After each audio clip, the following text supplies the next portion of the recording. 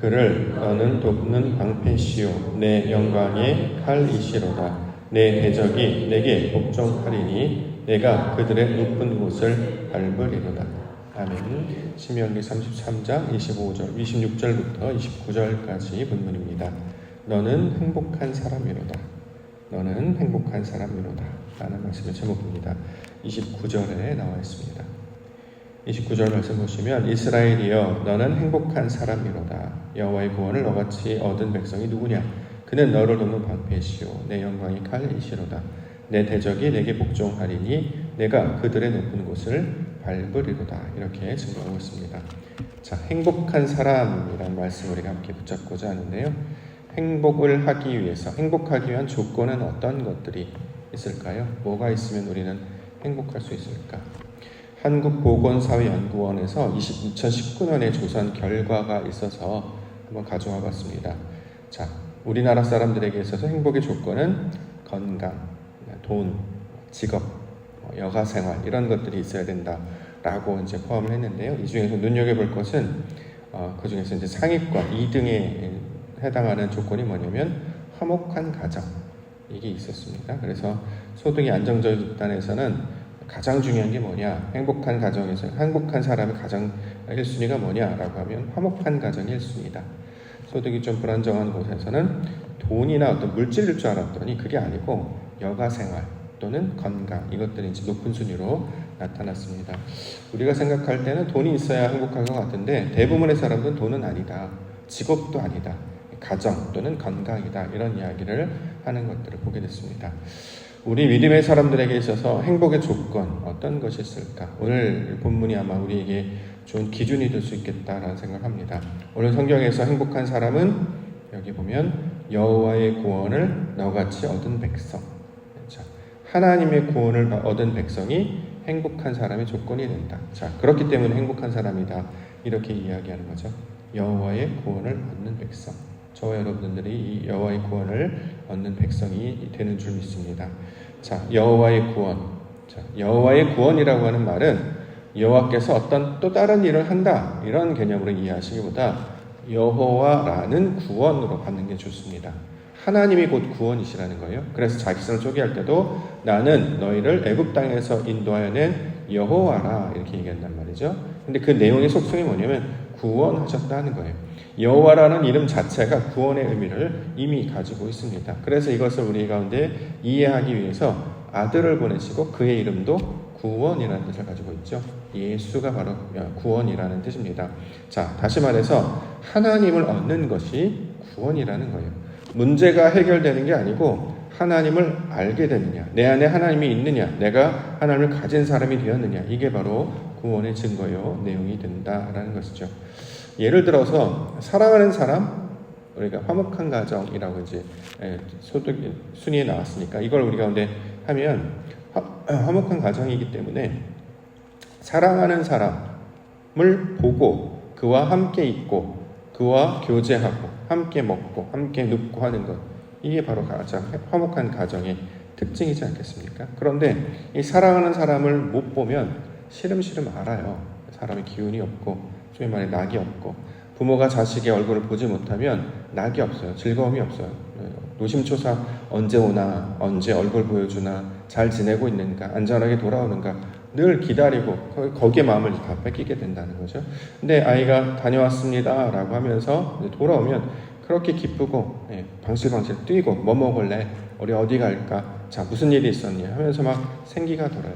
아이가 없었던 가정에도 아이가 생기면 그 아이를 통해서 화목해지는 걸 느끼지 않겠습니까? 이제 화목한 가정의 특징이 뭐냐면 서로 보고 싶어 한다는 거죠. 함께 있고 싶어 하고 또 그와 함께 교제하고 싶어 한다라는 것입니다.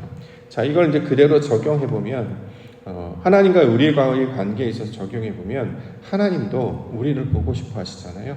우리를 알고 싶어, 우리를 초청해서 그 아버지의 은혜 가운데 살게 해주고 싶어 하십니다. 마치 둘째 아들이 떠났다가 아버지의 집에 돌아오는 것처럼, 자, 이런 관계를 하는 것. 그래서 여호와를 얻는 것, 우리 인간에게 있어서, 사람에게 있어서 가장 귀한 행복의 조건은 하나님을 얻는 것, 하나님을 아는 것을 가르쳐주고 있습니다. 우리가 이제 요한복음 7장 3절에도 영생은 유일하신 참 하나님과 그가 보내신 자 그리스도 예수를 아는 것이다, 하나님을 아는 것이다, 이렇게 이야기하고, 시편에서 우리가 살펴봤던 것처럼 복 있는 자는 여호와의 율법을 즐거워하여 주야로 묵상하는 자다, 이렇게 얘기합니다.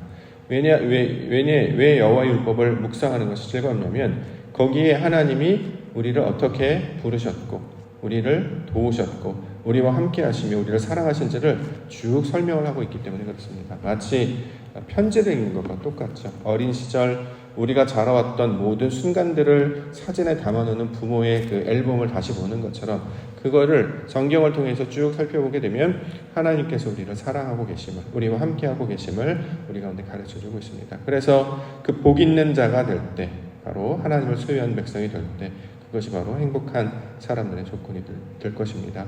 저와 여러분들을 그 행복의 조건으로 초청해 주시고 불러주신 줄 믿습니다. 그러므로 우리를 구원하시는 하나님을 바라심으로, 그를 온전히 소유하심으로 행복한 사람으로 살아가시는 성도님들과 교회 되시기를 주님의 이름으로 간절히 축원합니다. 자, 우리 하나님은 성경에서 뭐라고 하느냐? 하신 일이 무엇이냐? 우리를 도우시는 분이시다. 26절에 여수르니여 하나님 같은 이가 없도다. 그가 너를 도우시려고 하늘을 타고 궁창에서 위엄을 나타내시는도다. 여수르니여 할 때 이 여수르는 보통 이제 예루살렘의 아이형, 어린아이와 같았을 때 부르는 말이다, 이런 이야기합니다. 우리말로 하면 이제 어렸을 때 부르는 애칭 같은 것들로 이제 이해해 볼 수 있습니다. 아이는 이제 이름을 가지고 있죠. 이제 이름 말고 다른 이름 있잖아요. 우리 할머니들이 자주 부르는 거, 내 강아지, 똥강아지, 뭐 이런 말, 아가야, 이런 표현이겠습니다. 그러니까 애정을 담고 사랑을 담는 그 애칭으로 부르는 말이 이제 여술은, 이런 말로 우리가 이 말씀을 받을 수 있을 것입니다.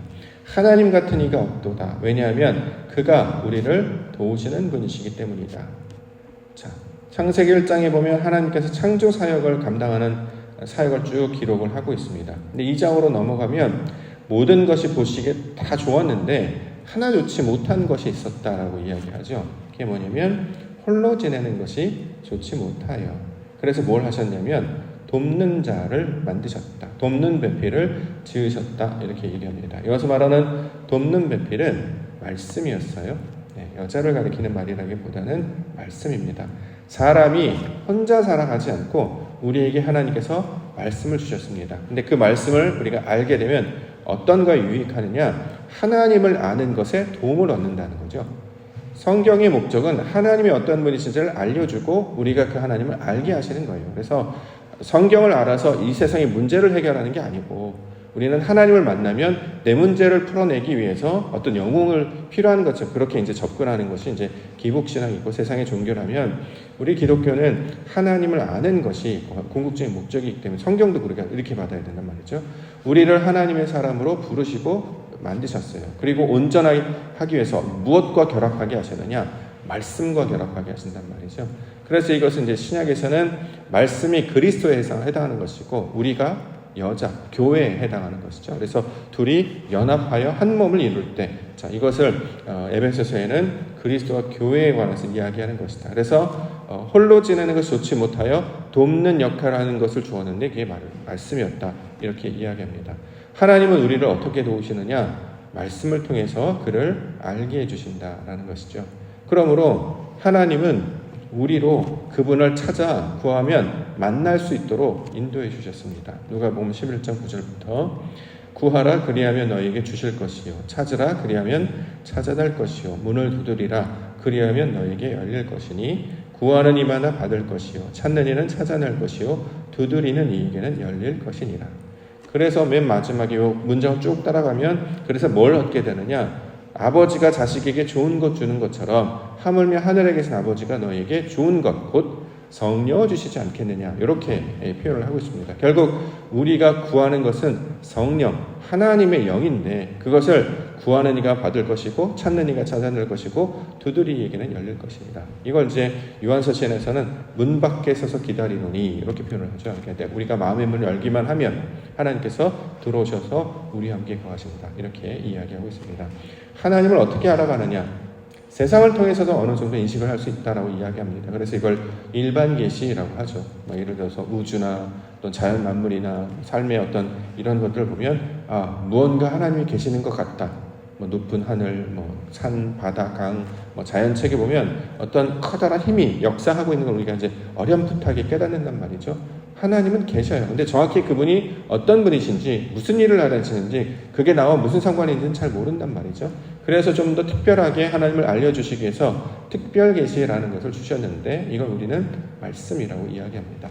말씀에 하나님이 어떤 분이신지를 정확하게 설명하고 있고, 이를 우리 가운데 가르쳐 주심으로 그를 찾고 구할 수 있도록 만나 주신단 말이죠. 그래서 우리가 믿음 생활할 때 가장 중요한 것이 이 성경 말씀이 되는 것은 다른 것으로 오해하지 않는 거예요. 왜곡하지 않는 겁니다. 그래서 말씀을 배우는 것이 우리에게 귀한 은혜의 방편이 됩니다. 그러므로 이 말씀을 가진 자가 되었으니, 그렇죠? 행복하지 않겠습니까? 우리가 바로, 저와 여러분들이 바로 복이 있는 자인 줄 믿습니다. 한 번에 이걸 다 알아갈 수는 없는 것 같아요. 보니까 인생을 통해서 우리에게 조금씩 다 때가 있어서 그걸 열어주시는데, 열어주실 때마다 하나님을 그 말씀을 통해 발견하는 그 능력과 은혜가 우리 삶 가운데 나타나면 바로 그 하나님의 구원의 그 감격을 맛보게 해주실 줄 믿습니다. 또 두 번째로 우리에게 주시는 그 하나님을 어떤 분이신가? 자, 영원하신 처소 27절. 영원하신 하나님이 내 처소가 되시니 그의 영원하신 팔이 내 아래에 있도다. 그가 내 앞에서 대적을 쫓으시며 멸하라 하시도다. 하나님이 우리의 처소가 되신다. 그는 영원하신 분이시다. 여기서 말하는 처소는 이제 피난처, 은신처라는 단어로 설명하고 있습니다. 우리가 피할 곳이 없는데 성경은 하나님이 피할 곳이다 이렇게 이야기합니다. 우리가 이제 미혹을 당하거나 유혹을 당하거나 넘어지거나 또는 낙심하거나 좌절하거나 우리가 망하거나 이 모든 일이 어디에 벌어지냐면 이 땅에서 벌어지는 일이라는 거예요. 그러면 그냥 그대로 있으면 이제 무방비로 우리가 이제 무너지고 깨어지겠죠. 그런데 피할 곳이 있다는 거예요. 또 우리가 숨을 곳이 있다, 돌아갈 곳이 있다 이렇게 이야기하는데 그 돌아갈 곳이 바로 영원하신 하나님이시다 이렇게 이야기합니다. 나그네처럼 비를 맞고 풍파를 당하고 고생만 하는 줄 알았는데 돌아갈 집이 있다는 거죠. 원래 있는 그 자리로 돌아갈 곳이 있다. 근데 그 돌아갈 곳이 다른 것이 아니라 바로 영원하신 하나님. 그래서 이 영원하신 하나님을 우리에게 다른 말로 뭐라고 표현하냐면 아버지라고 표현을 합니다. 아빠라는 단어가 그 뜻이에요. 원래 있었던 근본.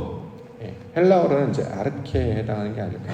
원래 하는 의도, 우리가 원래 있었던 곳, 우리가 하나님의 형상을 닮은 곳이잖아요. 그 처음. 그래서 그 나중으로 이제 결국 돌아가는 곳이 죽게 되면 우리가 돌아간다는 표현을 하는 것이 어디로 가냐면 아버지 집으로 간단 말이죠. 그러니까 하나님으로 나아가게 된다라는 것입니다.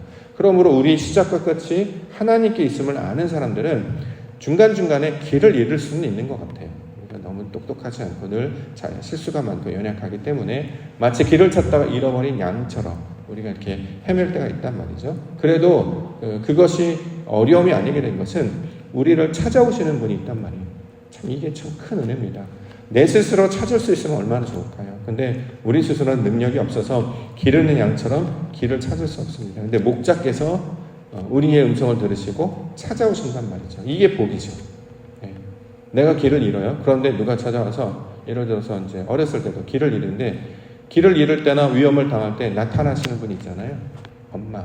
어떻게 알았을까요? 길 잃어버릴 줄. 요즘에 뉴스를 보면 어디서 자꾸 제가 어저께 아이 데리고 오는데도 뉴스를 봤는데 요즘에 이게 사건이 많이 났는데 이 얘기를 하는데 그래 조심해. 그래서 아빠가 너 데리러 오는 거야 이렇게 하면서 이제 손잡고 왔는데 그런 불안감이 있을 수 있잖아요. 세상 그렇대. 누가 막 나쁜 사람들이 생겼대. 그런데 나는 너를 찾아올 것이고 내가 너를 기다릴 것이고 너의 손을 붙잡고 함께 할 것이다. 얼마나 안심이 되고 여유가 생깁니까? 그러한 상황을 우리는 복 있다, 좋겠다 이런 뜻이잖아요. 성경에서는 하나님이 우리의 그런 처소가 되신다라고 이야기합니다. 때로는 우리 마음이 세상 가운데 근심이 쌓일 때도 있고 또는 어려운 일을 당해서 낙심할 때도 있고 상처를 입을 때도 있습니다. 근데 그게 최종 목적이 아니라는 거잖아요. 다시 집으로 돌아오게 하셔서 그곳에서 편안히 쉬게 하시고 다시 마음을 위로받게 하시는 것. 그래서 세상에 찢기고 때로는 실패했을지라도 돌아갈 그 처소, 아버지 집이 있다는 것을 우리 가운데 들려주고 있습니다. 그러므로 그러한 자들이 바로 복된 백성들이 될 것이다 라는 것이죠. 우리 신앙 가운데 적용하면 저는 교회가 있다는 것이 저한테 큰 복이다 이런 생각을 합니다. 어렸을 때도 뭐 힘들거나 어려운 일 있을 때 에이 모르겠어 내가 집을 잠깐 나간단 말이죠. 그래서 보통 이제 산책을 하거나 또 시내를 돌아다니거나 그래도 마음이 안 풀려요. 근데 목적지가 없으면 너무 힘들거든요. 나 괜히 나왔다. 괜히 이렇게 멀리 왔다. 근데 이제 저는 항상 이제 맨 최종 목적지가 교회였기 때문에 집 나와서 돌아다니다가 그래 교회 가면 되겠다는 교회를 이렇게 늘 가요. 가면 제가 늘 말씀드리지만 꼭 누가 있어요. 그 밤에 그 새벽에 지금 보니까 이제 권사님들이었다는 거 알죠. 그분은 안 주무시나 봐요. 새벽에 교회당에서 기도하시고 또 찬송도 하시고 그래서 거기를 가면 늘 사람이 있었기 때문에 안심이 됐습니다. 거기 앉아서 잠깐 생각도 하고 추우니까 이제 몸도 좀 녹이고 그리고 있다가 돌아오면 지금 생각해보면 그때 당시에 갈 교회가 있다는 게 나에게 있어서 굉장히 큰 은혜였구나 이런 생각을 해보게 됩니다. 기도할 수 있는 장소, 하나님을 찾을 수 있는 장소, 그리고 다시 돌아올 수 있는 장소, 마치 집과 같은 곳이 있다는 것이 얼마나 큰 복이 되는지 모릅니다. 그런데 오늘 본문에서 그와 복 같은 역할을 하시는 분이 누구냐? 하나님이시다라는 거예요. 그는 영원이시다. 어떤 것에서도 흔들리지 아니하시고 모든 것들을 다 품어내시는 풍요로우신 분, 자 하나님에 관한 이야기를 하고 있습니다. 그래서 내 앞에서 대적을 쫓으시며 멸하라 하신다. 자, 모든 사탄 마귀를 쫓아낸다는 것도 되고 우리 마음 가운데 찾아오는 근심 걱정을 물리치게 하는 것도 되고 자, 이러한 것들이 바로 하나님의 그 자리가 되고 있습니다. 마지막으로 28절 이스라엘이 안전히 거하며 야곱의 샘은 곡식과 새 포도주의 땅에 홀로 있나니 곧 그의 하늘이 이슬을 내리는 곳에로다. 자, 안전히 거할 집 거기는 아버지의 집이 되고 있습니다. 자, 그곳에서는 하늘에 이슬이 내리는 땅이다 이렇게 얘기하죠.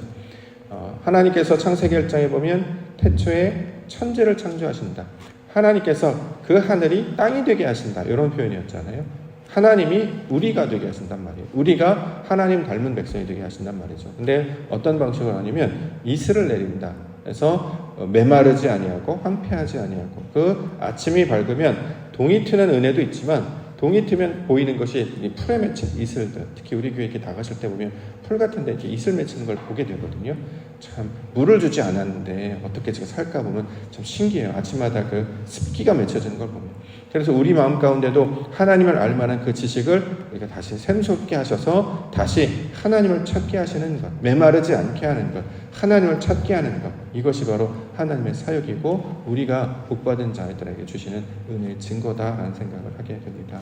하나님께서 우리에게 아주 하늘에 물이 바다를 덮은 같이 마치 하늘에 많은 물이 한꺼번에 쏟아지는 그런 어떤 은혜나 이런 것들 주시는 것이 잘 나타나진 않지만 날마다 메마르지 않도록 마치 시냇가에 심겨진 나무처럼 그 습기를 머금으로 말미암아 하나님께서 나무로 아름다운 거룩한 나무로 자라게 해주신 적이 있습니다.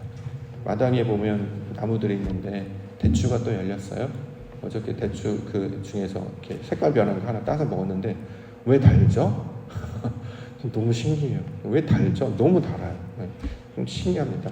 하나님의 땅에 나무가 자라서 열매로 달게 하신단 말이죠. 전혀 다른 성질이잖아요. 세상을 살아가면 강팍한 세상에 날씨가 이렇고 환경이 이런데 나타난 열매는 좀 되게 달단 말이죠. 하나님을 아는 열매와 이와 같다라는 생각합니다. 저와 여러분들을 그 하나님 기뻐하시는 열매, 그 온전한 번제, 그 그리스도를 닮은 그 아들들이 되게 하시는데 그것을 성경의 증거로 보여주셨고 이 약속을 따라서 우리 하나님 날마다 우리를 기르시며 인도해 가실 줄 믿습니다. 그를 보호하시는 하나님과 동행하시며 그를 얻은 백성으로 복 있는 백성으로 살아가시는 성도님들과 교회 되시기를 주님의 이름으로 축원합니다. 알겠습니다.